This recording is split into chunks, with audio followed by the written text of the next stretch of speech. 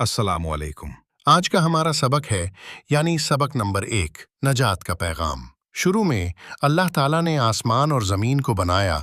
जो कुछ भी हम दुनिया में देखते हैं सब कुछ खुदा ने बनाया। आखिर में खुदा ने हज़रत आदम अलैहिस्सलाम और उनकी बीवी हवा अलैहिस्सलाम को पैदा किया। खुदा ने उन्हें खूबसूरत बाग में रखा और वहाँ की सारी चीज़ों पर उन्हें इख्तियार दिया। लेकिन खुदा ने साथ में एक हुक्म भी दिया। उसने फरमाया, लेकिन नेक व बद की पहचान के दरख्त का फल ना खाना, क्योंकि जिस दिन तू उसे खाएगा तू जरूर मरेगा। मगर हज़रत आदम अलैहिस्सलाम और उनकी बीवी ने क्या किया? उन्होंने उसी दरख्त का फल खाया और अल्लाह के हुक्म को तोड़ दिया। बस इसी एक नाफरमानी की वजह से उनका रिश्ता अल्लाह से टूट गया। अगर हमारे दिल में एक भी गुनाह हो तो हम खुदा के हुजूर नहीं जा सकते। जैसे हज़रत आदम अलैहिस्सलाम ने गुनाह किया वैसे ही हम सब भी गुनाहगार हैं। हर इंसान के अंदर यही मसला है, गुनाह, जो हमें अल्लाह के करीब जाने से रोकता है। एक मिसाल देखिए, एक पानी की बोतल है। अगर वो पानी साफ है तो हम उसे पी सकते हैं,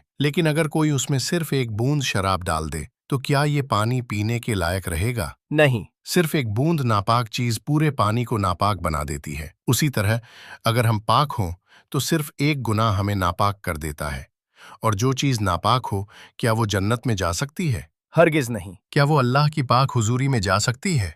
नहीं जा सकती। तो फिर सवाल ये है, अगर हम गुनहगार हैं तो खुदा के पास कैसे जा सकते हैं? इसके लिए हम हज़रत इब्राहीम अलैहिस्सलाम की मिसाल देखते हैं, जिन्हें खलीलुल्लाह कहा जाता है। खुदा ने उन्हें हुक्म दिया कि वो अपने बेटे की कुर्बानी पेश करें। हज़रत इब्राहीम अलैहिस्सलाम ने खुदा का हुक्म सुना और उस पर अमल करते हुए अपने बेटे की कुर्बानी के लिए तैयार हो गए। लेकिन बिल्कुल आखिरी वक्त पर अल्लाह ने उन्हें रोक दिया और एक जानवर दिया ताकि वो अपने बेटे की जगह कुर्बानी दें। तो सवाल ये है कि कुर्बानी क्यों दी जाती है? इसका मकसद क्या है? अक्सर लोग इसका सीधा जवाब नहीं दे पाते, लेकिन अगर हम खुदा के दूसरे नबियों को देखें तो उन्होंने भी कुर्बानी दी। हज़रत नूह अलैहिस्सलाम, हज़रत मूसा अलैहिस्सलाम, हज़रत दाऊद अलैहिस्सलाम, सब ने कुर्बानी दी। तौरेत शरीफ में हज़रत मूसा अलैहिस्सलाम के ज़रिए बताया गया कि जब इंसान गुनाह करे तो उसे अपने गुनाहों के लिए कुर्बानी देनी चाहिए। एक जगह अल्लाह का कलाम कहता है, और खून बहाए बगैर माफी नहीं होती। इसीलिए सब पैगंबर कुर्बानी देते थे ताकि गुनाह माफ हों।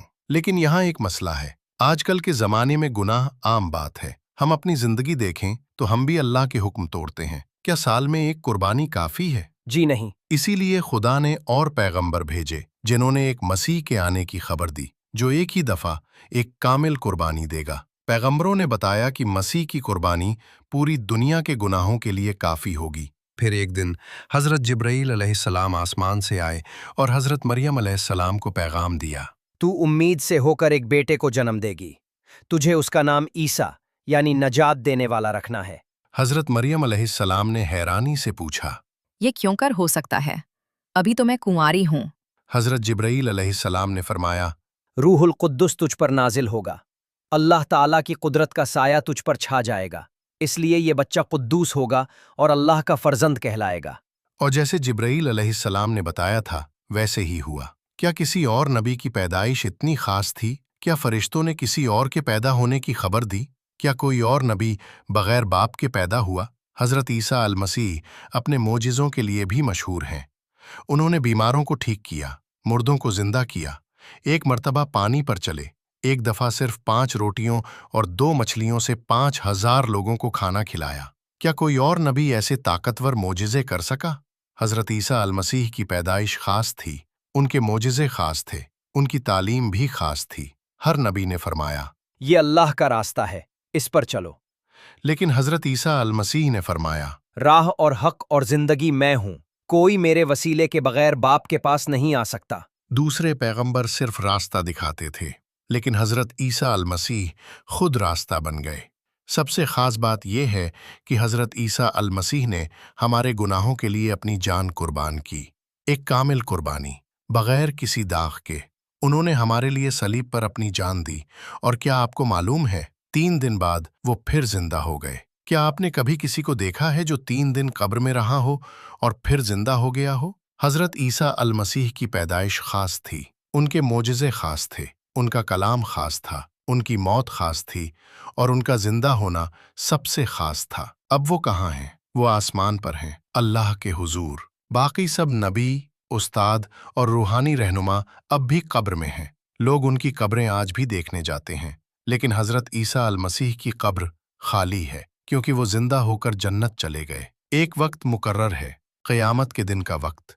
उस वक्त हजरत ईसा अल मसीह वापस आएंगे और सब लोगों का इंसाफ करेंगे।